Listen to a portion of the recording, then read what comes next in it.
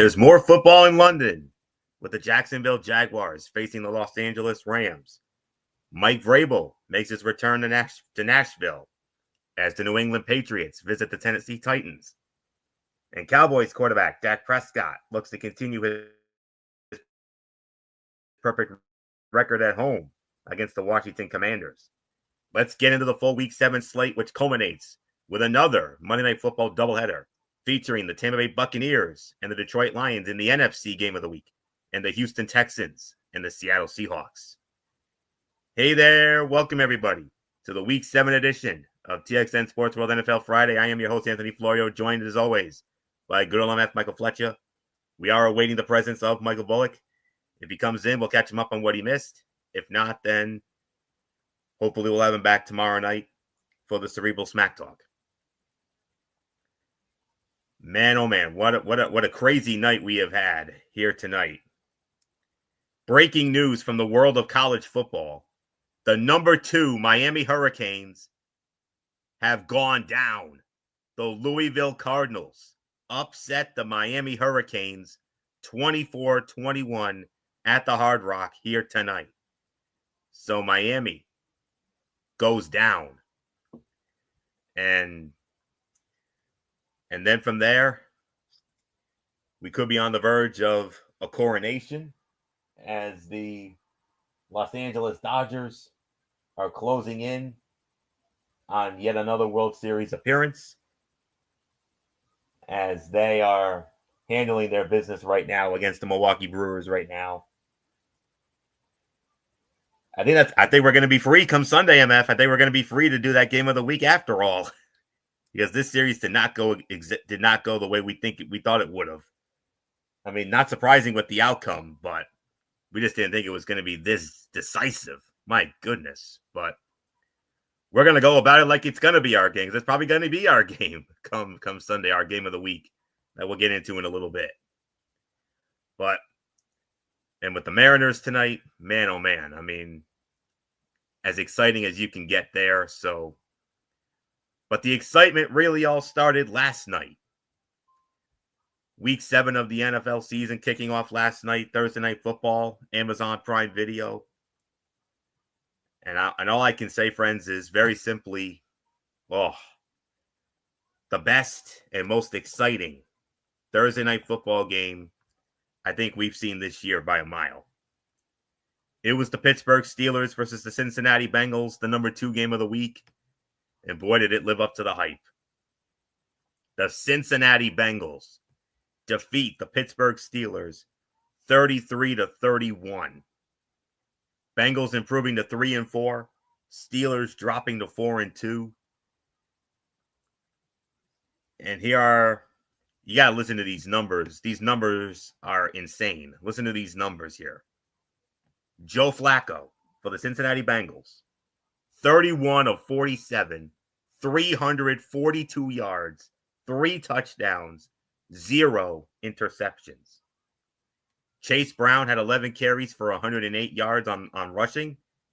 And listen to this stat line for Jamar Chase.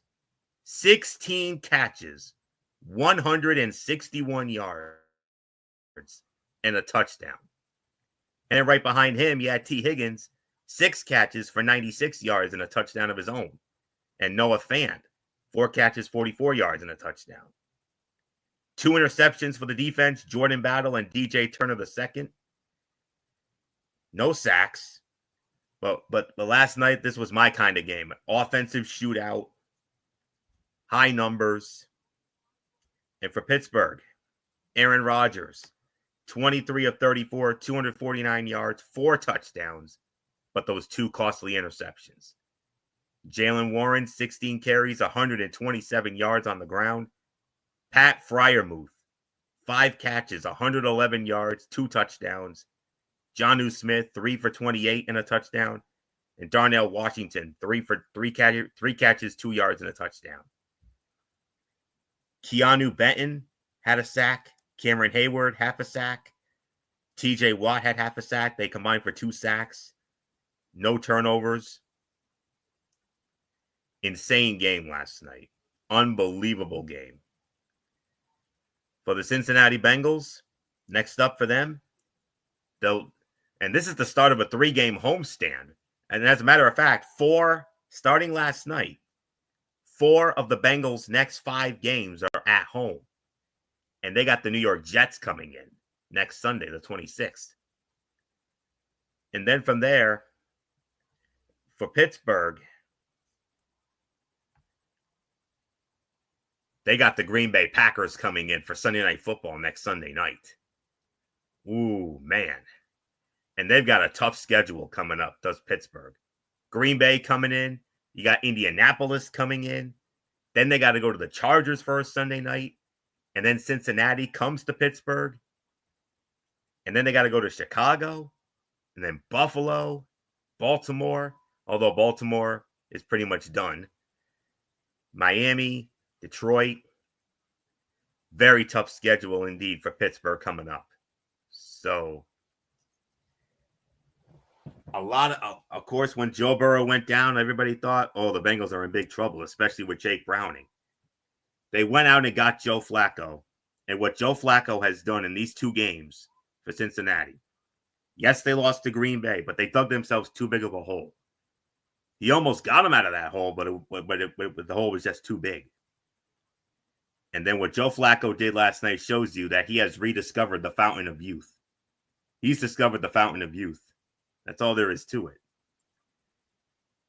And if he keeps doing what he's doing, they may not even need Joe Burrow.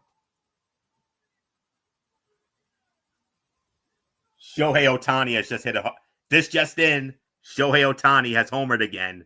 A home run hat trick for Shohei Ohtani. My God, I can't believe this. Oh my God, are you kidding me? It's like we're watching some kid play MLB The Show or something. This is real life.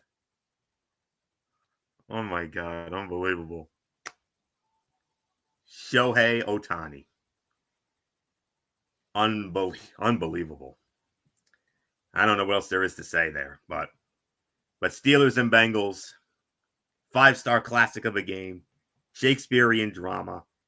And to see Aaron Rodgers and Joe Flacco, both men over the age of 40, give us a game like that. Wow. And good luck to the Colts and the Chargers, our game of the week, because they're going to have to follow that on Sunday afternoon. So, great win. And the Bengals, like I said, if Flacco keeps doing what he's doing, they may not even need Joe Burrow. They could just let Joe Burrow sit out the rest of the season and then have him come back next year when he's fully healthy. Flacco's got this. He does. They don't need Joe Burrow anytime soon. So, Bengals are set up pretty nicely. The Bengals could end up actually making a run here. So, I don't know what else there is to say. MF, the Bengals, they're 3-4. They got a nice little homestand here coming up. And they got the Jets next week. That's going to be another win. And meanwhile, for Pittsburgh, like I said, they got this Murderer's Row schedule coming up for them. That was a tough loss for them. I mean, a win last night would have been big for them. But now, with this very tough schedule coming up, oh, I don't know. But and they got and Green Bay's coming in next week on Sunday night. So MF is here. So MF, come on in. Can you believe this night, man? Can you believe this? Nah, man, this is insane, man. I don't think none of us thought this would have been, how it was supposed to go, but it is. Look, what can we expect? It is what it is. We saw it happen big, and they did a fine job. So, yeah, I mean, look, at the end of the day, the right team won. Yeah, I kind of feel like they were able to get what they need to get, and yeah, there's really nothing more to say. Now we got to see if this is going to be the turnaround. This is going to be, so we'll see. So, Anthony, it's yours. Man, what a game last night, man. What a game. Yeah. Bengals are set up nicely. I mean, the Steelers, murderer's row schedule coming up. So we'll find out how for real that team is. All right. So with that being said, let's get into the Sunday slate. And we have yet another Sunday morning game. I do believe this is the last game of the international series for now, anyways. And I think they may have saved the best for last. Sunday morning, 9:30, NFL Network. It will be the Los Angeles Rams squaring off against the Jacksonville Jaguars from the Cathedral of Soccer, Wembley Stadium, London, England. Rich Eisen, Kurt Warner, Sarah Walsh on the call, and the Rams opening up as a 3-point favorite. The series history favors the Rams 5-1. Last meeting was 2021 in Los Angeles. Rams smashed the Jaguars 37-7. Jaguars have only beaten the Rams once all time. That was in 2009 in Jacksonville, 23-20 in overtime. And that's it. So with that, let's dive into our first game of week number 7. Expect the Jaguars to try to make wide receiver / cornerback Travis Hunter a bigger part of their offense. Coach Liam Cohen said Wednesday that they need to call more plays where Hunter is the primary option because they don't feel as if they've taken advantage of his playmaking ability enough. There have been various reasons he hasn't been involved more. Some examples include when Trevor Lawrence has opted to go somewhere else with the ball. Hunter was covered or the play call didn't match the defense they got after the snap. But with wide receiver Brian Thomas Jr. struggling and tight end Brenton Strange on injured reserve, Hunter's involvement has to increase. Rams outside linebacker Byron Young has 8 games with at least half a sack, which is the longest active streak in the NFL and the longest streak by a Ram player since individual sacks became an official stat in 1982, according to ESPN research. Through 6 weeks, the Jaguars have the third best pass block win rate in the NFL at 71%, according to ESPN metrics / NFL Next Gen stats. Young's success against this front could have a major impact on the game. And Jared Verse said to see him elevating to the level that he's capable of is astonishing. Trevor Lawrence was sacked a career high 7 times in last week's loss to Seattle, the most Jacksonville has allowed in a game over the last 10 seasons. Meanwhile, the Rams have 19 sacks this season, tied for 4th most. The Rams have the FPI edge. The FPI likes the Rams here. 60% going with the Los Angeles Rams. And I'm going to go with the Los Angeles Rams to win this game. 27-21. Excuse me. 27-21. Give me the Rams to defeat the Jaguars. Even though, MF, their best receiver, Puka Nacua, has been ruled out. Yes, indeed. You kind of feel like any other time you would think, that this would be a very interesting matchup. But yeah, I totally agree with what you just said. I think the Rams could actually win this game. Yes, Puka Nacua will not be there, and that's going to be a major loss for them. But I'm confident enough that they will that this will be them winning it. So yeah, I totally agree with it. So really nothing more to say, Anthony, and it is yours. All right, MF, and we're going to get into the early games. And believe it or not, we only have 6. And before we go any further, I forgot to mention only 2 teams on bye this week. The Baltimore, and to be quite honest, both teams desperately need this bye week more than anything else. Yes. The Baltimore Ravens, and the team that I feel, with all due respect, needs it more than them, my Buffalo Bills. Thank goodness they're not playing. I'll tell you that right now, because I would have had some choice words, if you know what I mean. So, yeah, I'll save that for next week. You've been warned. All right. Anyways, First game of the early window, only 6. Hard to believe, but we only have 6. Three each. CBS will have 3 and Fox will have 3. And we're going to start it with the first of the Fox games. We have the New Orleans Saints squaring off against the Chicago Bears, Soldier Field in Chicago. And on the call for that one, Kevin Kugler, Daryl Moose Johnston, and Allison Williams. And the spread favors Chicago. And I forgot to mention the Rams are opening up as a 3-point favorite against Jacksonville. And Chicago's opening up as a 4.5-point favorite against New Orleans. Series history between these two. Regular season-wise, believe it or not, New Orleans actually leads at 18-13. And the Saints have a very long winning streak against the Bears, including playoffs. Saints, 2, 3, 4, 5, including playoffs. The Saints have beaten the Bears 8 straight times, including their last meeting in 2023 in the Superdome, 24-17. Last meeting in Chicago was 2020. New Orleans winning 26-23 in overtime. Bears have not beaten the Saints at home and overall since 2008, a 27-24 overtime win.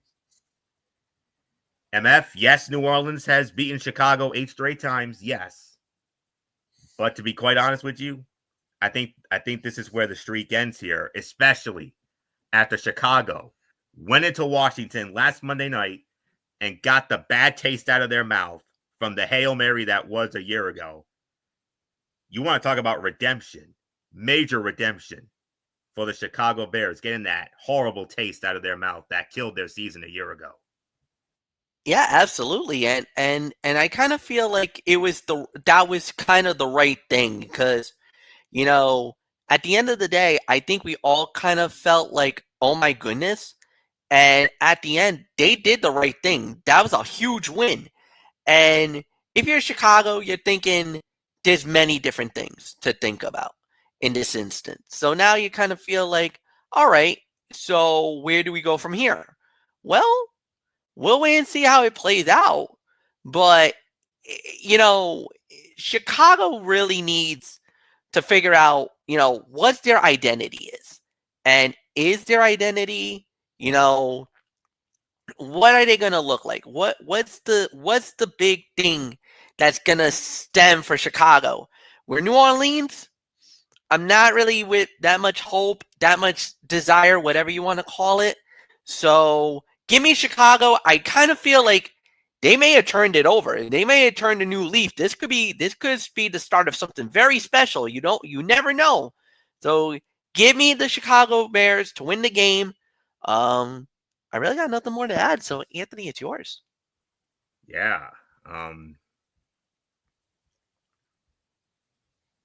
Got it. Okay. Saints players and coaches downplayed the idea of a quote-unquote revenge game against Bears defensive coordinator Dennis Allen, who was with New Orleans from 2015 to 2024 as a senior defensive assistant, defensive coordinator, and head coach. Cameron Jordan said, "I don't hold any malice against DA. If anything, I'm grateful for all the years that we had such high success. This will be the Saints' first game against Allen since he was fired midway through last season." Bears running back DeAndre Swift's patience paid off in a big way against Washington. His 10.9 yards per touch marked the highest rate of any player this season, which included a 55-yard catch-and-run touchdown as the Bears charged back in the fourth quarter. The Saints have allowed 18 scrimmage touchdowns this season, tied for fourth, so another big day from Swift could be on the horizon. Offensive coordinator Declan Doyle said for him to stick with it and continue to battle, awesome to see him go do what he did, making a number of huge plays that were really important for us to get the win. The Saints have allowed multiple passing touchdowns in 8 straight games, longest active streak in the NFL. Good FPI for Chicago here. 66% going with the Chicago Bears. I'm going with the Chicago Bears to win this game as well. I'm going to go 23-20 Chicago over New Orleans. With that, we move on to our next game. Over to our side of the ledger, and we got to talk about it. It's the Zonk Game of the week. Our Zonk game of the week. It's not often that MF's Dolphins are involved in one of these, but in this case, they are. Zonk game of the week. MF's Miami Dolphins on the road against the Cleveland Browns from Cleveland Browns Stadium in Cleveland. It'll be Spiro Ditas, Adam Archuleta, and Aditi Kinkabwela for CBS. Cleveland opening up as a 2.5-point favorite. And the all-time series, regular season-wise, Miami leads it 11-9. Dolphins have won the last 2 meetings against Cleveland in a row, including last year. Miami went into Cleveland and beat the Browns 20-3. Browns last beat the Dolphins in 2019. That was overall and in Cleveland. 41-24 was the final there. So let's talk about our Zonk game of the week.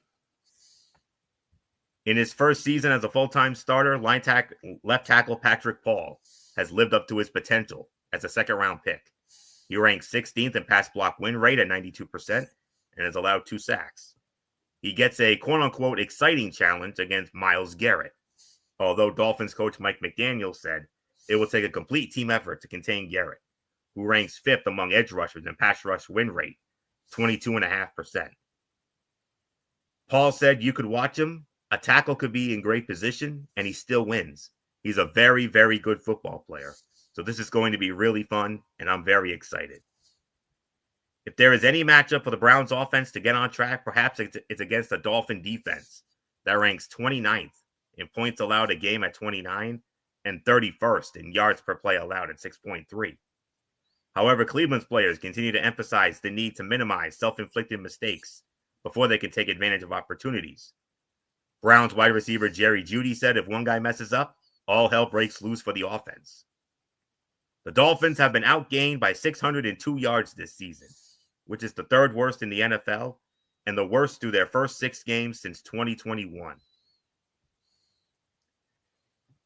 Good news and bad news, MF. Good news is the FPI gives it to Miami. The bad news is it's not overwhelming. It's just barely. Only 52% for the Miami Dolphins. And I'm going to take a chance here. I'm going to go with the Miami Dolphins to win this game, but I certainly would not be surprised if the Cleveland Browns actually do win this game. I would not. I'm going to take a chance on Miami, though. 20-16. Give me Miami to beat Cleveland. So, not much more to say. MF, another tough luck loss for your Dolphins. I mean, you guys had the Chargers. You hung with the Chargers. But it was not meant to be at the end. And now, as if your season couldn't get any worse, you're now the Zonk game of the week against Cleveland. Yikes. Yeah, it's been a rough season. Yeah, I think we can all agree with that. And then the drama just doesn't make it any better. Excuse me. The comments by Tua, calling out the team, really kind of got people really in a bad luck situation, even worse. So yeah, I mean, it's been a rough season. I don't think we can really say much about it. There was to a point where even I kind of had to start saying that I don't think, it's to the point now where you kind of feel like maybe it's not worth, all this stuff that's going on. However, I'm willing to give them one more chance. I think they'll they should win this game. Hopefully they'll win this game. I don't know. The way they've been playing doesn't really give me much of a confidence boost here, but yeah, so give me Miami to win, but again, I'm not as confident as I used to be, Anthony. So yeah, it's yours. Yeah, same here. Same here. I'll be honest with you. That's a reluctant pick. I'm going to tell you right now, that's a reluctant one. All right, let's see. All right, moving on. I just gotta check our list real quick and see where our next game, where we put this one. This is our next up. It's our number 5 game of the week. This one comes in at number 5. We got the Las Vegas Raiders squaring off against the Kansas City Chiefs. Arrowhead Stadium in Kansas City. Hello, friends. Jim Nantz, Tony Romo, Tracy Wolfson. They will have the call. Kansas City opening up as a 12-point favorite. 12-point spread for the Kansas City Chiefs against the Raiders. And the series history, Kansas City leads the regular season series 73-54 with 2 ties. Chiefs won both meetings last year, including a 19-17 win in Kansas City. Raiders' last win in Kansas City was 2023, Christmas Day 2023, as a matter of fact, when they upset the Chiefs 20-14. So there's not much more to say. MF, Raiders and Chiefs, number 5 game of the week. The Chiefs stumbled to an 0-2 start. They got their mojo back against the Giants. And the Ravens had that tough loss against that Monday night loss in Jacksonville. But then the Chiefs got back on track. They got that big win over Detroit last Sunday night. And now the Raiders coming in. And here's the big thing. Rashee Rice is finally back from that long suspension. Yeah, and that might be a big deal because Rashee Rice was the one that I think everybody was ready for. I think he was the one that everybody wanted it to see and how he was going to go and what that was going to look like. So, yeah, he's back and now let the chips fall where they may, as we would say. So, at the end of the day, I think it's going to be a very interesting matchup and a hell of a game. But, I think Kansas City I think they're ready. I think they're poised for a big, big, big move. So give me Kansas City to win it. And Anthony, I think it's time. I think the Chiefs are back. I think everybody in the AFC might want to keep a very close eye on the Kansas City Chiefs because, we thought a couple of weeks ago maybe it's not going to happen, but all of a sudden here we go. So who knows how this is going to play. So it's yours. And just imagine if the Jacksonville game had gone their way. Yeah. Everybody would have been like, oh no, the Chiefs are really back. And that's going to put that would have put some major fear on, in the AFC. Because especially after what happened with Buffalo, oh yeah, everybody would have been feeling like, yeah, Casey is really back and nobody is safe now. Oh no. And couple that with the Swifties. Oh yeah. Oh yeah.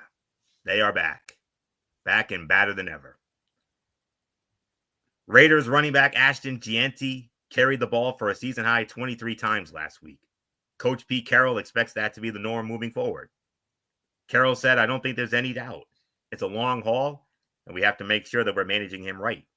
But I think that being normal for him is what we should expect around 20 carries a game. Gianti's production has picked up in recent weeks, as he now ranks 4th in the league in rushing yards, 343 since week 3. Everyone in the Chiefs facility knows how excited wide receiver Rashee Rice is to make his return from a 6-game suspension, including quarterback Patrick Mahomes. He's going to want to be out there every single play. It's going to be our job as teammates and coaches to build him back the right way. A good balance for Rice could be getting him the ball early and keeping him on the field for roughly 50% of snaps. Gianti is averaging 3.07 yards a rush after first contact this season, 5th most in the league. Overwhelming FPI for Kansas City, 79% going with the Kansas City Chiefs. I think that's the biggest FPI of the week. 79% for the Chiefs. It's going to be the Chiefs. There's no doubt about it. They're back. And that's big trouble for everybody, especially Buffalo. 35-13. 35-13. This is my lock of the week. Kansas City all over Vegas. So with that being said, we move on. We're back over to the Fox side of the ledger. Good one here. The Philadelphia Eagles squaring off against the Minnesota Vikings. US Bank Stadium in Minneapolis. And it will be Adam Amin sitting in for Joe Davis. Of course, Joe Davis doing the baseball playoff coverage for Fox, of course, alongside of John Smoltz. So it'll be Adam Amin working with Joe Davis's crew of Greg Olson and Pam Oliver. Philadelphia opening up as a 2-point favorite.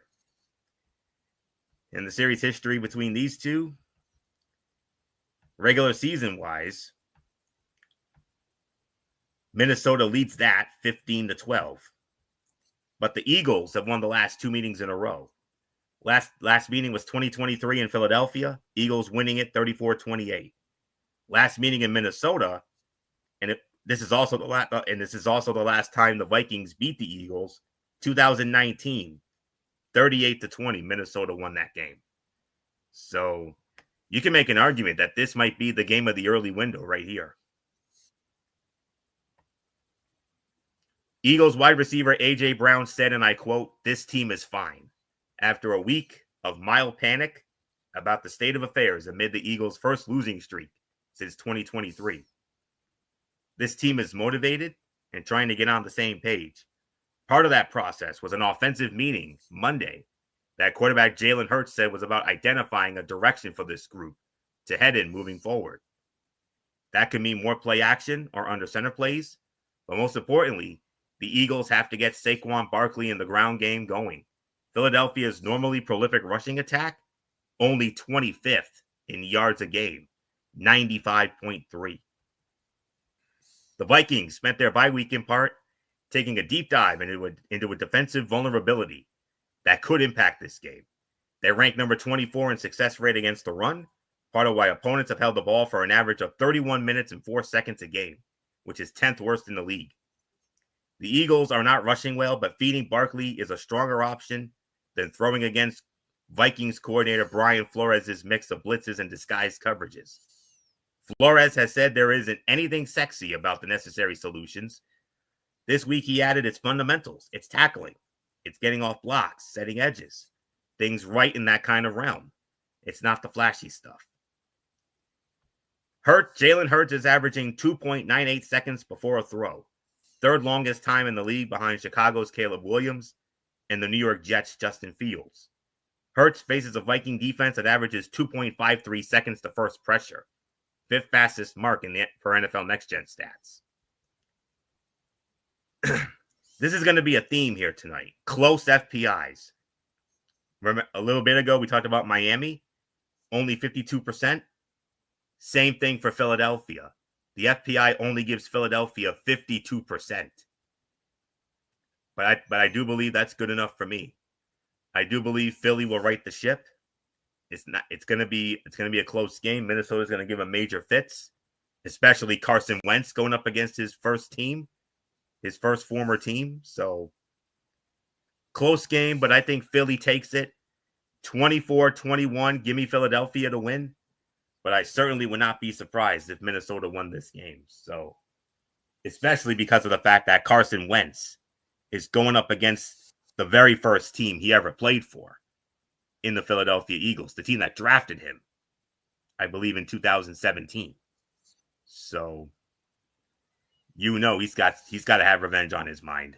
So, not much more to say. MF, Philadelphia, Minnesota. The game of the early window right here. Carson Wentz against the team that drafted him.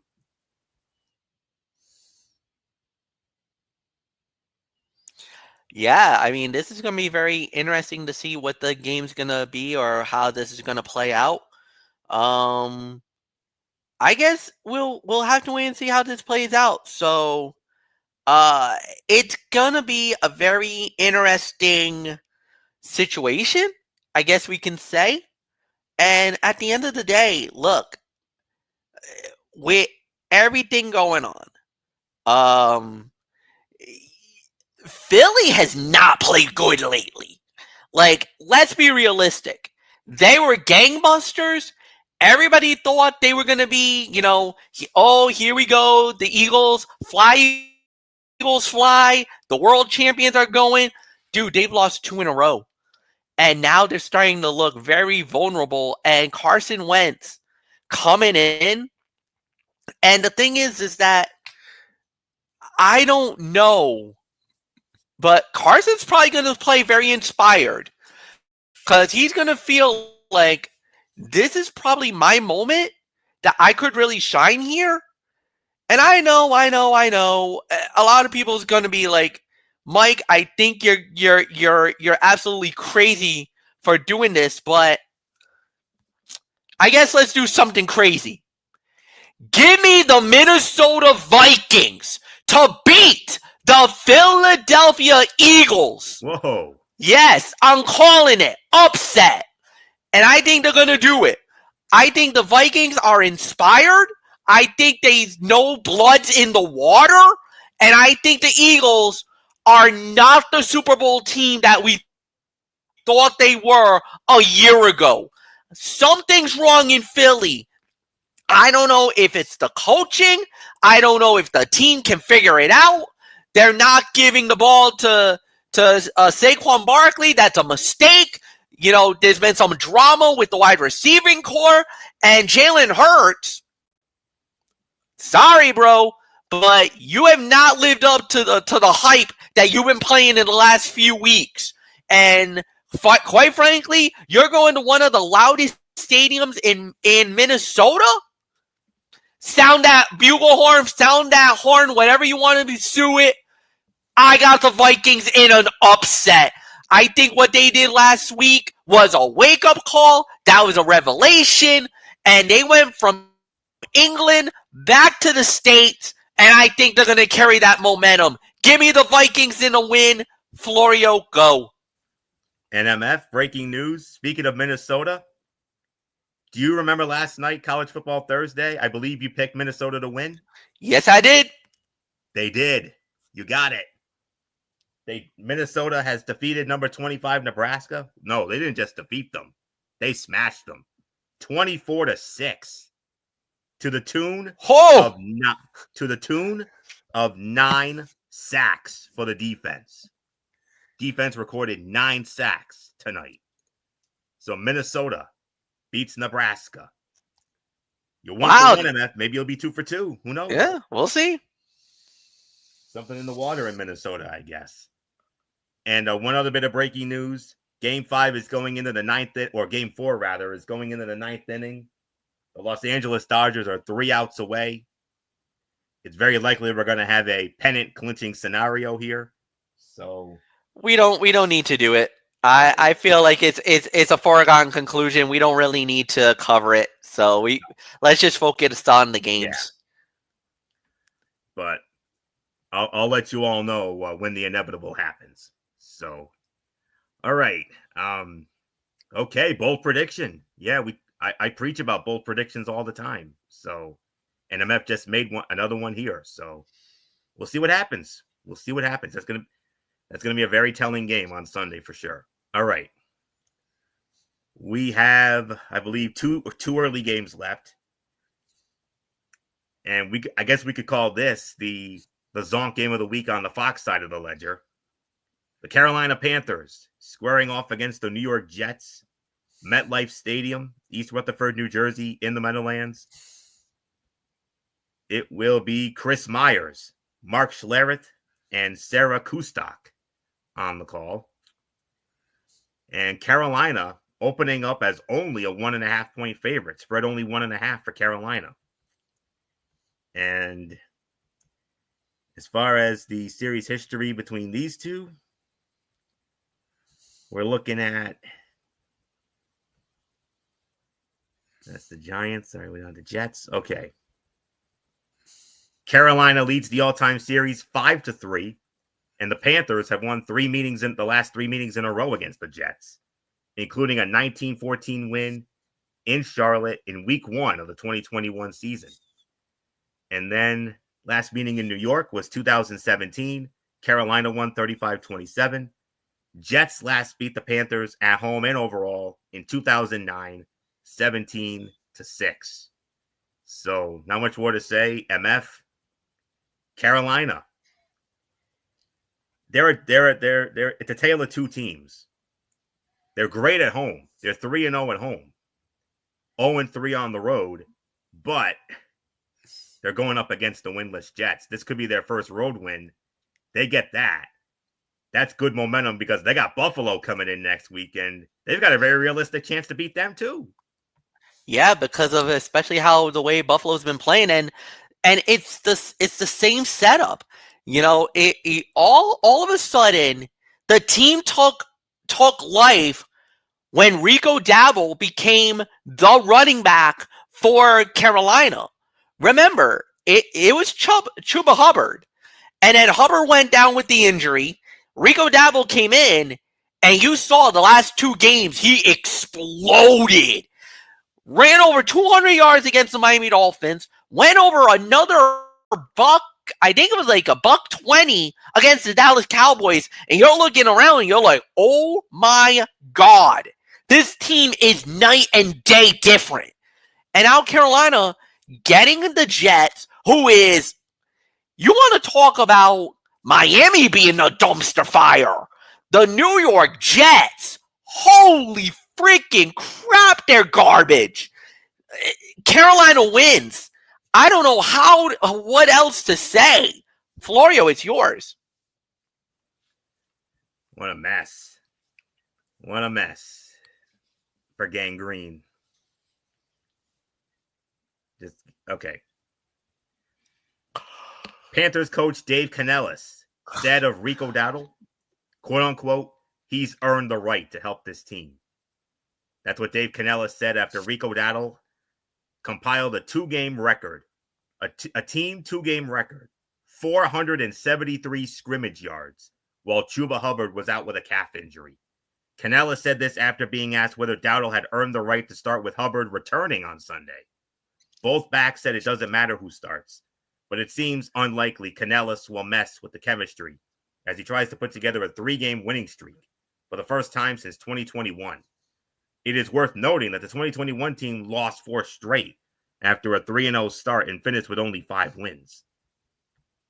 Jets quarterback Justin Fields sacked 9 times last week, sometimes because he held the ball too long, acknowledges he needs to be more aggressive with his decision-making. By his own, and ladies and gentlemen, it is official. The Los Angeles Dodgers have won the pennant.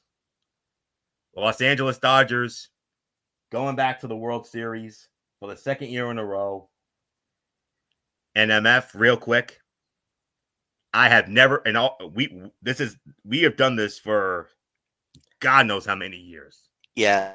We've seen a lot of these series in our day. I have never seen a more dominant performance in any series we've ever done than that of the LA Dodgers against Milwaukee in that 4-game sweep. Yeah, and it was a massacre. It was a massacre. They did not the Dodgers absolutely destroyed them, and there's nothing we can say about it. I am absolutely props to them for doing what they did.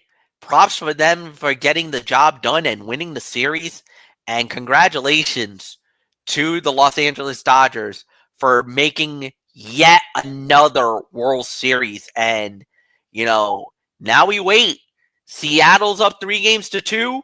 Can they slam the door? Can they get there? And we'll find out. But, yeah, without a doubt, unbelievable performance. So, yeah, nothing more to say, Anthony. It's yours. 3 years ago. Remember 3 years ago when we saw the Astros dominate the Yankees? I said that was the most dominant. I take that back. That was the most dominant right there. In all the years we've done it, I've never seen a more dominant performance than that right there.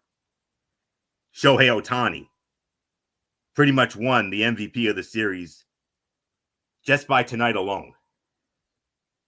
The pitching he had and 3 home runs.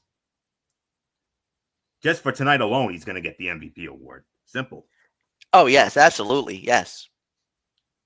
Seattle, Toronto, good luck. You are going to need it. World Series starts next Friday night.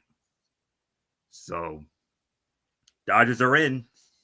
Seattle looking to finish off Toronto Sunday night. Series heads back to Toronto. So, we'll see how that plays out. Alrighty. So, with that being said, getting back to this for me, Jets quarterback Justin Fields sacked 9 times last week mainly because he held the ball too long. Acknowledges he needs to be more aggressive with his decision making. By his own admission, he's playing too conservative. He has thrown a 29th ranked 799 yards with 4 touchdowns and 0 interceptions this season. That's good news. Well, 0 interceptions, that's good news. The Panthers are 31st in pressure percentage, so Fields should have time to throw. One problem, Fields, who could be playing to keep his starting job, will not have his star wide receiver, Garrett Wilson. He's out with a knee injury. Panthers wide receiver Teteroa McMillan leads all rookies with 22 receiving first downs this season. What's been the theme tonight? Close FPIs. You want another one? Here's another one. Carolina, 52% only for Carolina. But I'm going with the Carolina Panthers to win this game. 26-23, give me Carolina to beat the Jets. So I do believe we have one early game left. And this is I believe this came in before the Zonk. Let me just see it. Yep, number 6 game of the week on our side of the ledger. The now first place in the AFC East, New England Patriots, on the road against the Tennessee Titans, Nissan Stadium, Nashville, Tennessee. Andrew Catalan, Charles Davis, Jason McCourty, AJ Ross, they will be on the call for that one. New England opening up as a 7-point favorite. And the series history between these two, New England and Tennessee, regular season wise, New England leads it 24-17 with a tie. However, it was the Titans who defeated the Patriots in Nashville last year, 20-17 in overtime. The Patriots' last win in Tennessee was week 1 of the 2012 season, when New England smashed Tennessee 34-13. So 2024, last year in Nashville, Tennessee beat the Patriots 20-17 in overtime. So here we go. The Patriots and the Titans next up, and here we go. The Patriots will try to do something they have not done since 1961, before the AFL-NFL merger in 1967. Win 3 consecutive regular season road games.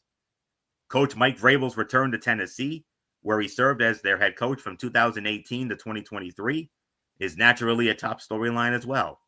But Vrabel and players downplayed its importance. Stephon Diggs said coach was preaching to us about being a road warrior, going on that path of least resistance. The Titans will unveil interim coach Mike McCoy, and it just happens to be Vrabel's return to Nissan Stadium. With 14 players remaining from Vrabel's tenure in Tennessee, there's no confusion about what to expect when the Patriots come to town. Safety Amani Hooker said on offense they're going to try and block longer than the guy with the ball until the whistle blows. And on defense, they're going to try and go full tilt to the tackle and storm the ball. The Titans' 35% conversion rate on third down since the start of last season is the second worst mark behind the Cleveland Browns, 30.9%. In that same time frame, the Patriots have allowed a 42.7% third down conversion rate, 5th worst. No close FPI here. It's a good FPI for New England. 66% going with the New England Patriots. And I'm going to go with the New England Patriots to win this game as well. 33-23. Give me the New England Patriots to keep this magical start going. They are first place in the division this late in the season for the first time since 2019. The last time they won the AFC East.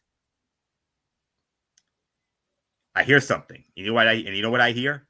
I hear the sound of momentum shifting. That's what I hear. So 33-23, give me New England to win.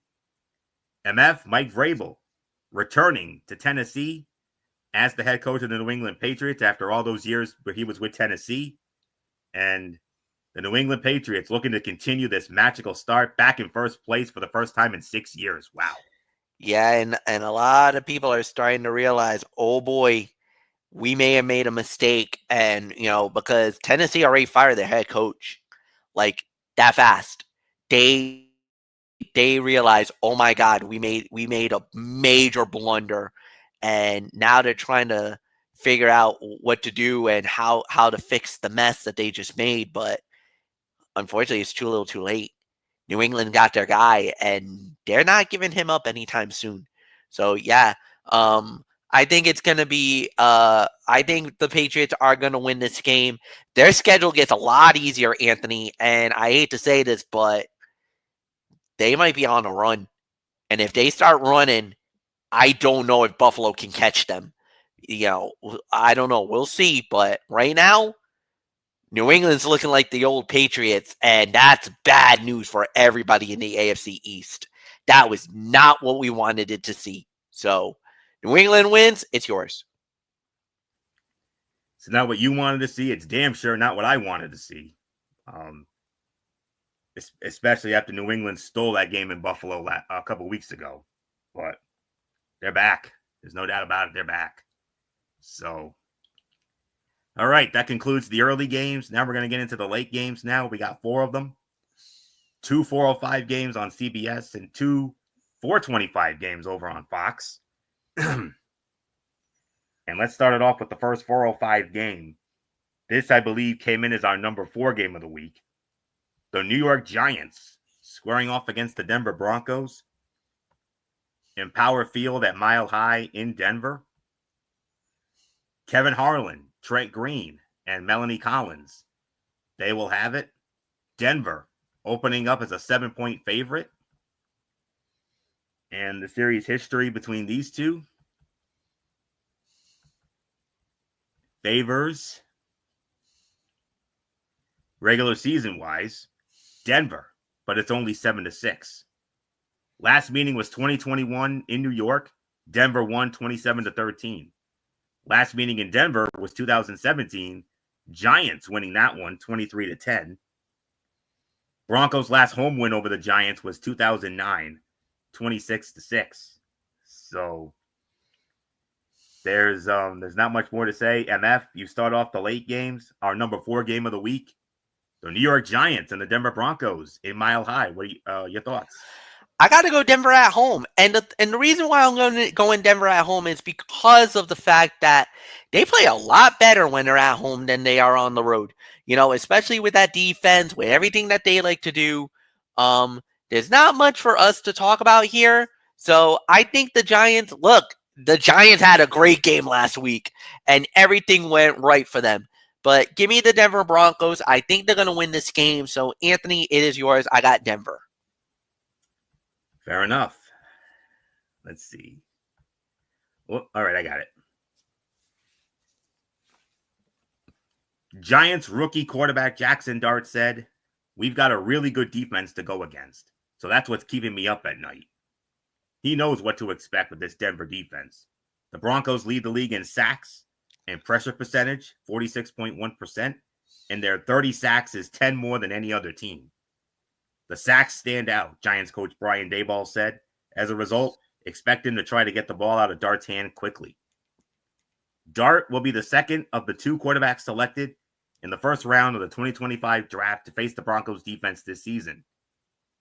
Denver vexed Titans quarterback Cam Ward in week 1 as the Broncos limited him to 12 of 28 passing for 112 yards and sacked him 6 times. Broncos lead the league in defensive EPA, sacks at 30, third down defense, and red zone defense, and they are number 2 in scoring defense. This game features 2 of the 4 most penalized teams in the league. The Giants are tied for second, the Broncos are 4th, and that can always muddy the waters. Dart is one of 2 players this season with 150 passing yards and 50 rushing yards in consecutive games. Kansas City's Patrick Mahomes did it in weeks 1 and 2. A third straight game like that would be the longest streak in Giants history. Solid FPI for Denver here. 65% going with the Denver Broncos. I'm going with the Denver Broncos to win this game as well. 23-20. Give me Denver to defeat the New York Giants. And we now move on to the game of the week, our game of the week. And guess what, man? We're free now. We're free Yes, we are.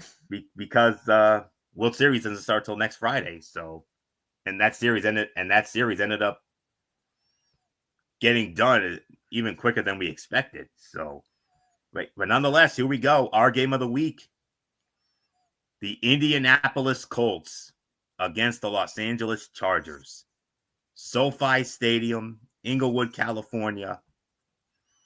Iron Eagle, J.J. Watt, Evan Washburn will be on the call. The Chargers opening up as a 1.5-point favorite. Regular season series history favors the Chargers 18-10. And the Chargers have won the last 2 meetings in a row. Last meeting was 2022 in Indianapolis. Chargers winning it 20-3. Last meeting in Los Angeles was 2019. The Chargers won that one 30-24 in overtime. The Colts have not won at the Chargers since 2008, 23-20, when they were the San Diego Chargers. But nonetheless, here we go. Our game of the week. Like most Chargers opponents, the Colts are wary of safety Derwin James Jr., who has dominated the conversation in their meetings this week. Number 3, Derwin running around. Colts running back Jonathan Taylor said when asked what sticks out about the Chargers, they've got him in a lot of different spots, so you've got to keep an eye on him. He can wreck the game. He's a great player playing at a high level. It'll be interesting to see whether Derwin James takes any responsibility for Colts tight end Tyler Warren, who leads all players at the position with 370 receiving yards. 30 years ago, Chargers coach Jim Harbaugh's best NFL season came as the quarterback of the Indianapolis Colts. He finished 4th in MVP voting with the league's highest passer rating and earned the moniker Captain Comeback.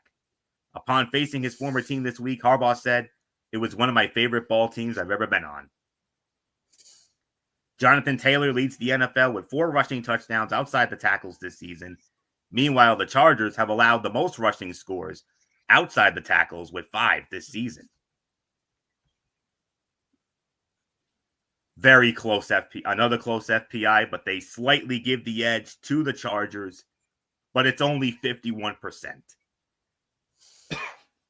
51%. That is all. This is damn near a pick 'em.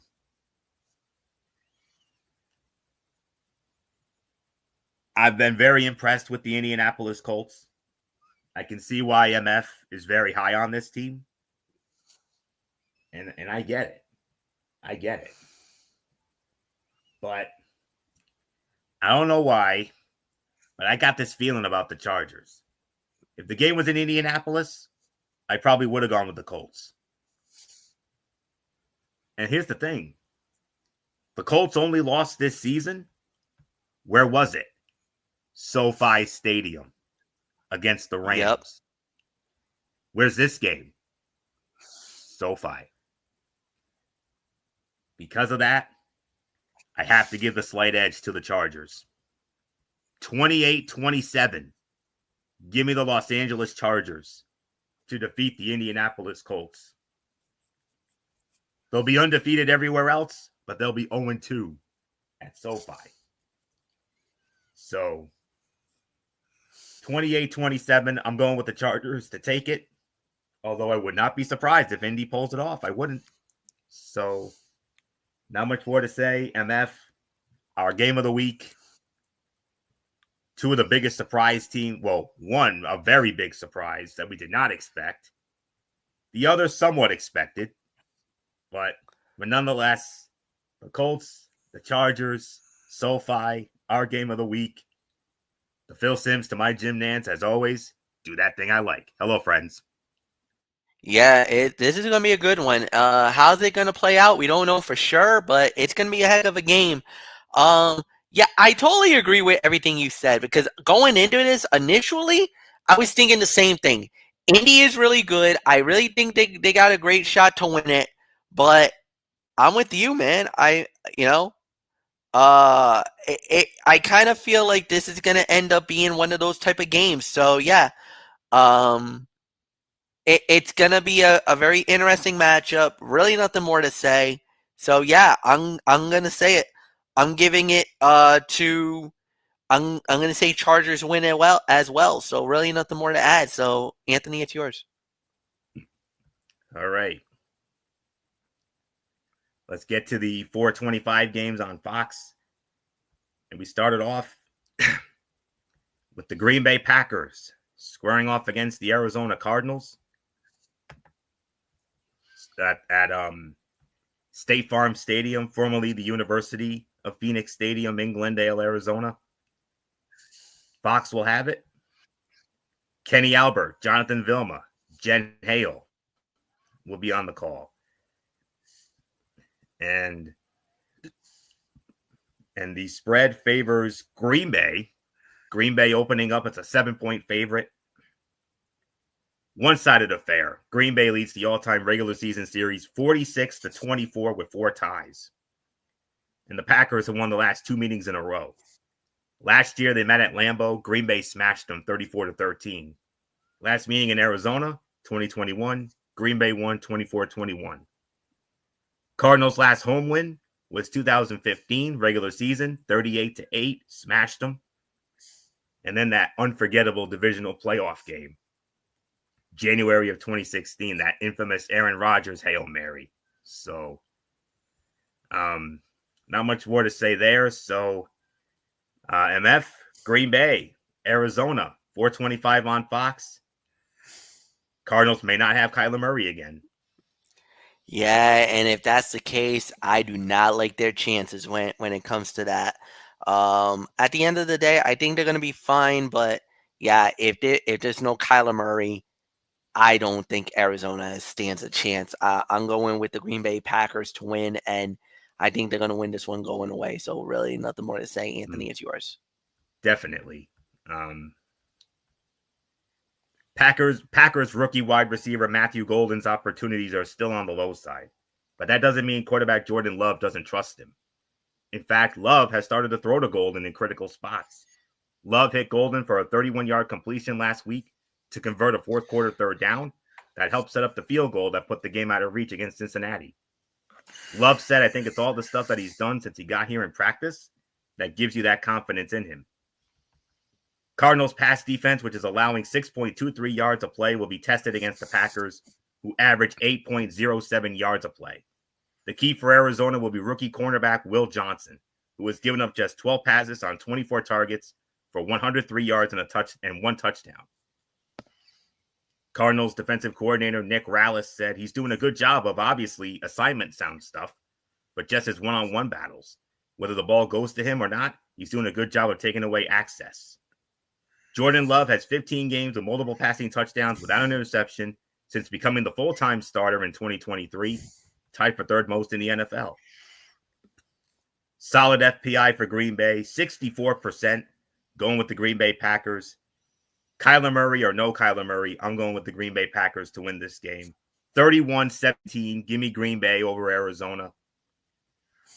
And America's Game of the Week on Fox. NFC East grudge match. The Washington Commanders squaring off against the Dallas Cowboys. AT&T Stadium, Arlington, Texas, Jerry World. America's Game of the Week, you know who's working it. Kevin Burkhardt, Tom Brady, Aaron Andrews, Tom Rinaldi. Dallas opening up as a 1-point favorite. Dallas leads the regular season series going away 79-47 with 2 ties. They split last year, both teams winning on the road. So Washington won in Dallas last year, 23-19. Dallas's last home win against Washington, Thanksgiving 2023, 45-10. That was the infamous Deron Bland pick-6 record-setting game, as we all know. So let's get into this.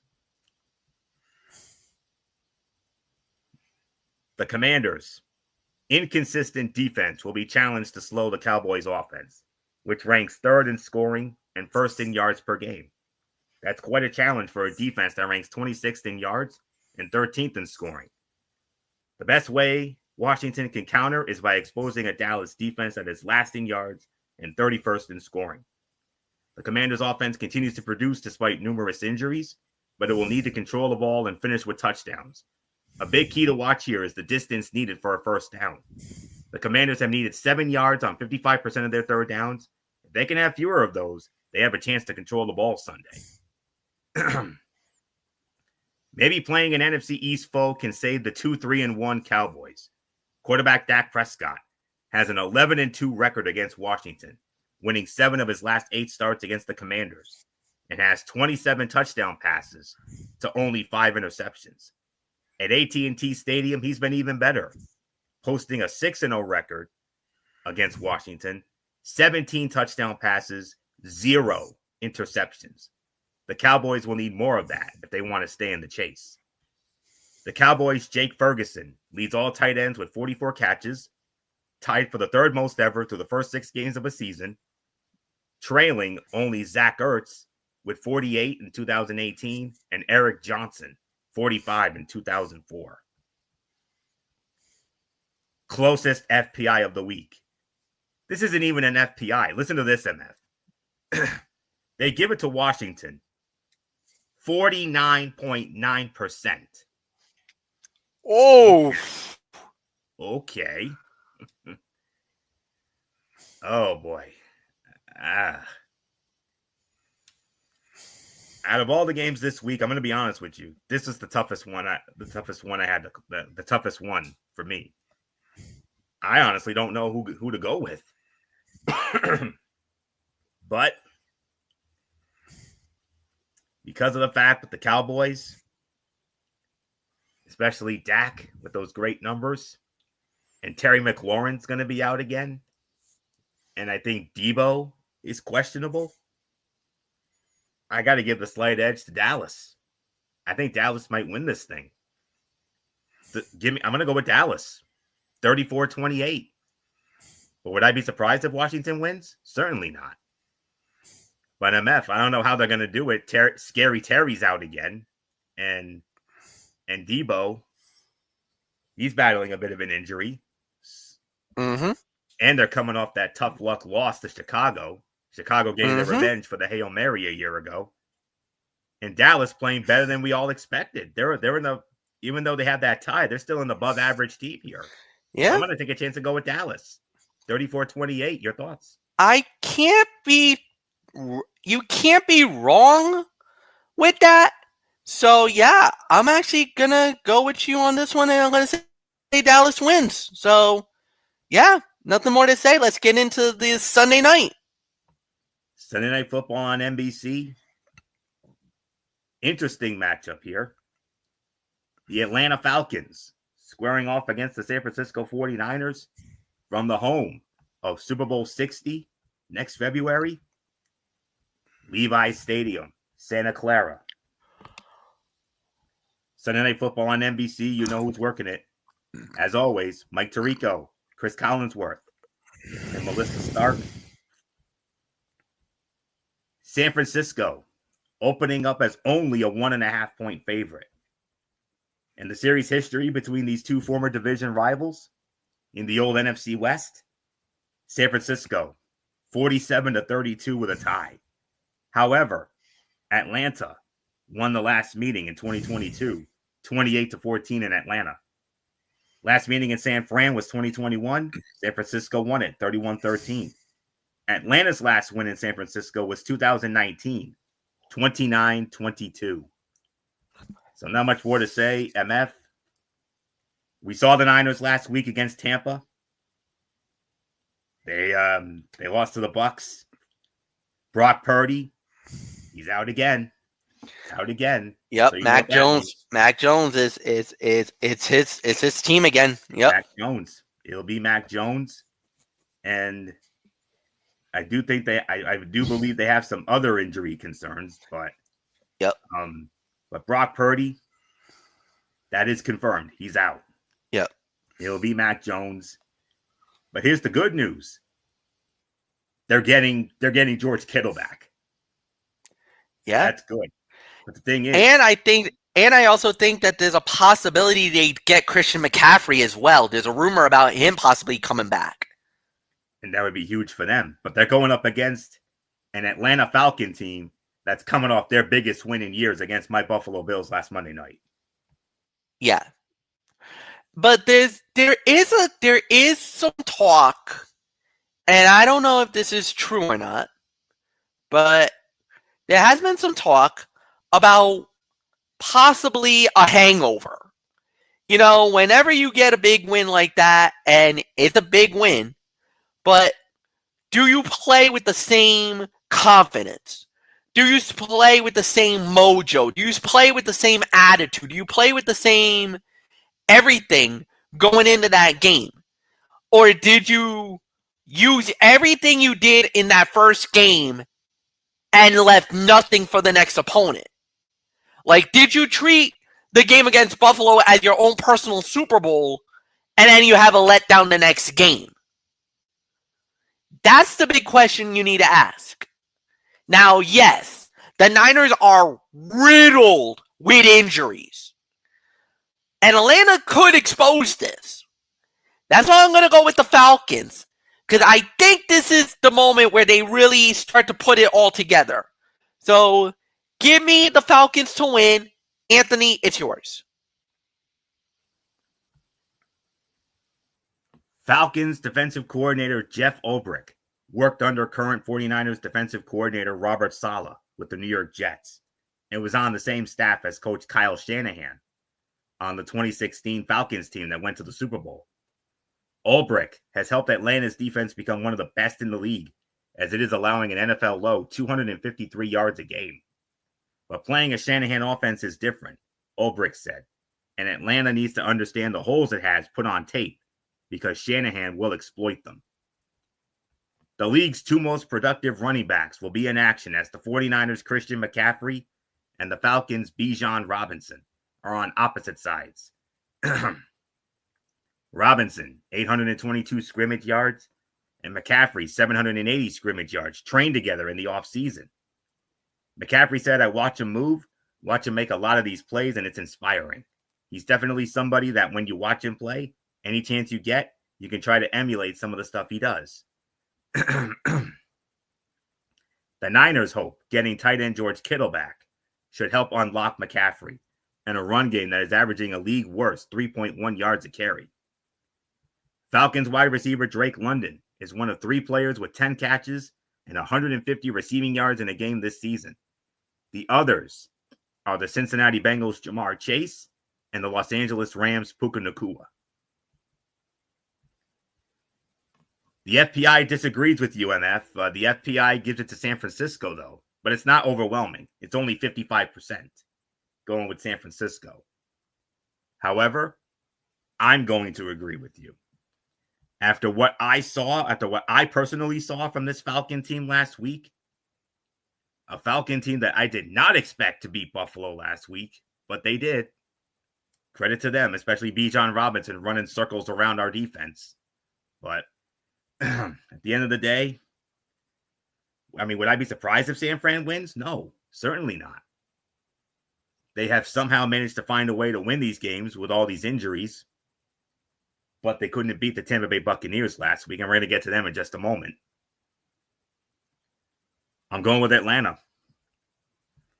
I think it's high time we put some respect on their name. I am damn sure putting respect on their name after what they did to Buffalo last week. So I'm going to go 26-23. Atlanta steals one in San Francisco Sunday night. Monday Night Football doubleheader. Oh, we got a good one here. The NFC Game of the Week. The Tampa Bay Buccaneers squaring off against the Detroit Lions. Ford Field in Detroit. 7 p.m. on ABC. It'll be on ESPN. Simulcast on ABC. Joe Buck, Troy Aikman, Lisa Salters, Laura Rutledge on the call. Detroit. And believe it or not, Detroit's opening up as a 5.5-point favorite here. Series history between these two former NFC Central rivals. It favors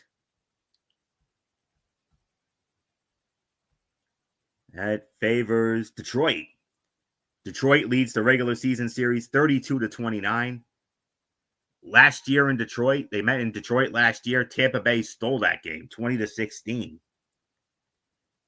And The Lions last beat the Buccaneers in the NFC Divisional Playoff January of 2024, 31-23.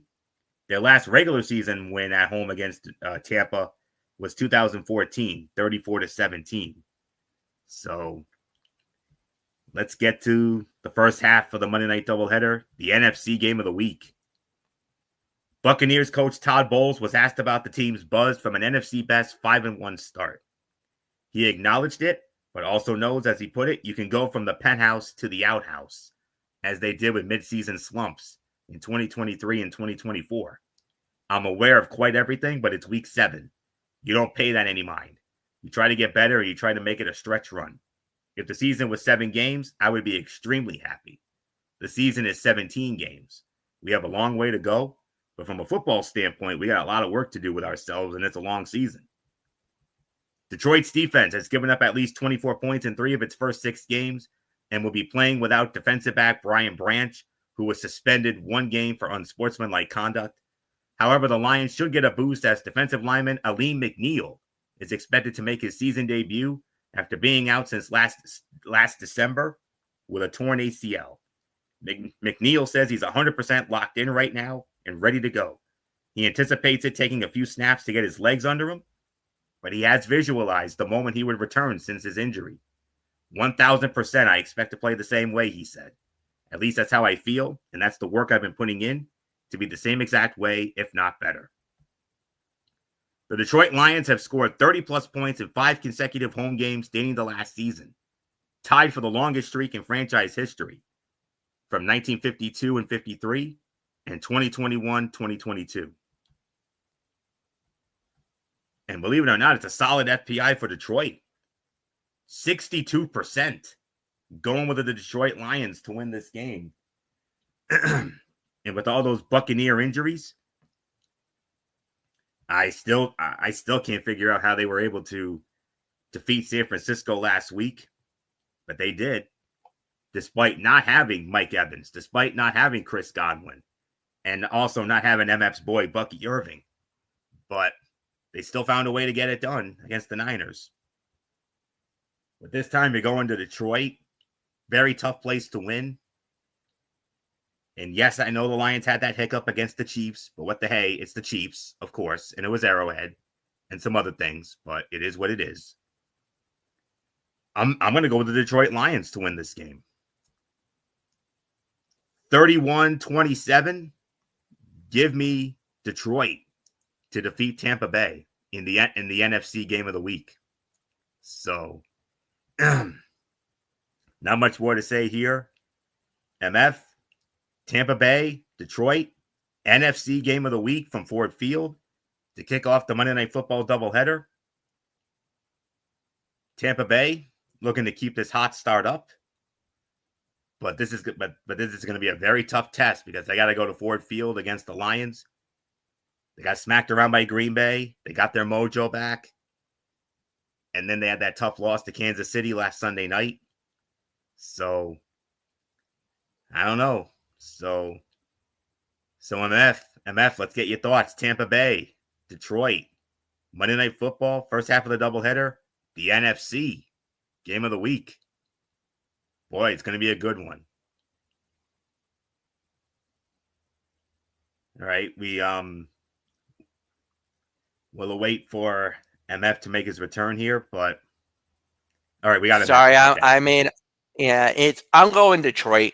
I think that the way that the way they're playing right now, I just don't see how they lose this. I mean, it was just kind of one of those type of situations. So yeah, give me Detroit to win this one. And like you said, the injuries to Tampa kind of has hurt them pretty badly. So yeah, give me Detroit to win and nothing more. Give me Detroit to win, and yeah, Anthony, it's yours. Yeah, he's not here, so he's not here. All right. Hopefully we'll have him tomorrow. All right, one game left, and it's the other half of the Monday Night Football doubleheader. This is our number 3 game of the week. This game came in at number 3 on our side of the ledger.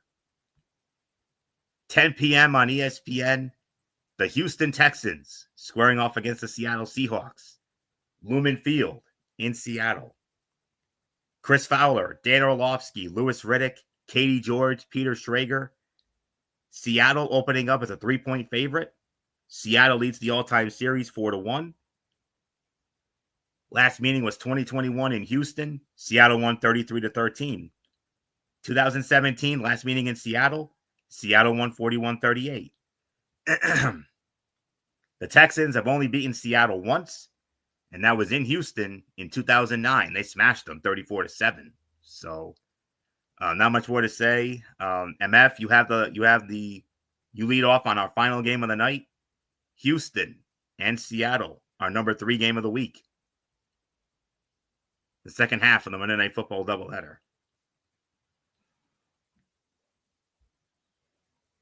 I'm going to go with Seattle. I'm going to go Seattle at home. I kind of feel like, the way they've been playing up to this point, I really feel like this is going to probably be one of those type of games where it can go a number of different ways. But yeah, I'm going to say it. I'm going to go and I'm going to say Seattle wins, and I think they're going to get the job done. So give me the Seattle Seahawks to win and nothing more to say. So Anthony, it's yours. One of the bigger matchups will be all-pro cornerback Derek Stingley Jr. of Houston against Seattle wide receiver Jackson Smith and Jigba. The Seahawks pass catcher has 696 receiving yards, the most in the NFL. Texans coach D'Amico Ryan said whether you're covering him or not, he's making explosive plays game after game. So expect the Texans to deploy their best corner in Stingley to follow Smith and Jigba in hopes of limiting him. The Seattle secondary might finally be at full strength against Houston. That has not been the case since the season opener against San Francisco, when rookie safety Nick Emenwari went down on the first drive with a high ankle sprain. He missed the next 3 games. Safety Julian Love with a hamstring missed 3 games. And cornerback Devon Witherspoon with a knee missed 4. Neither played last Sunday against Jacksonville, nor did cornerback Rick Woolen with a concussion. But all 3 were back at practice by the end of the week, and all 3 practiced on Wednesday.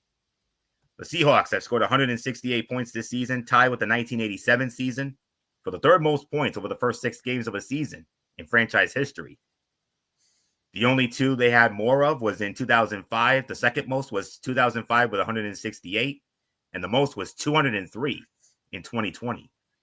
The only season in team history with at least 200 points through the first 7 games was 2020, 240. Close FPI again, only 52% going with Seattle, but I'm going with Seattle to win this game. I'm going to go 26-21 Seattle over Houston. And with that, that will put the bow on this Week 7 edition of TXN Sports World NFL Friday. I want to thank you all so very much for tuning in as always. We'll be back with you again tomorrow night. What time, MF? 10:30, the usual? 10:30. Yep, 10:30 tomorrow night. Cerebral Smack Talk. We only have SmackDown. That's it. Unless there's something else we need to address, but it's very likely going to be SmackDown. However, this SmackDown was newsworthy. Oh, was it newsworthy? Let me tell you. We'll get into that tomorrow night. Tuesday night, Ridiculously Raw here on the Tone 25 at 10:30. You know how we do that. Monday Night Raw, NXT. Thursday Night Football. Preview of Thursday Night Football, the Minnesota Vikings and the Los Angeles Chargers. Good game there. And then Thursday, of course, we have College Football Thursday. And then next Friday night on NFL Friday, 6 teams will be on bye next week. The Arizona Cardinals, the Detroit Lions, the Jacksonville Jaguars, the Los Angeles Rams, the Las Vegas Raiders, and the Seattle Seahawks. Notable games next week, of course, the Vikings and the Chargers. A game that just got interesting, the Buffalo Bills against the Carolina Panthers. That game just got interesting. San Francisco 49ers against the Houston Texans. The Dallas Cowboys going up against the Denver Broncos. And Sunday Night Football. And look at the primetime games next week. The Green Bay Packers against the Pittsburgh Steelers on Sunday Night Football. And the Washington Commanders against the Kansas City Chiefs on Monday Night Football. But we'll get into all of it next week. And that's it. So until tomorrow night for the Cerebral Smack Talk over on the MF channel of Race Fan 95, this is Anthony Florio here for good old MF Michael Fletcher, and in spirit, Michael Bullock. And always and forever, our First Lady, Dee Dee Woodson. You're the routine, everybody. Thumbs up. Talk to you later. Yeah. Throw it up, Fortune 4 style. Bye for now, my friends. God bless. Be good to each other. Have a blessed Saturday. And until tomorrow night, for the Cerebral Smack Talk, you've been watching the Week 7 edition of TXN Sports World NFL Friday right here on the Tone 25 on YouTube and Streamy.com. For everybody who has been a part of this one, for now, Anthony Florio, so long, and bye, everybody. Bye.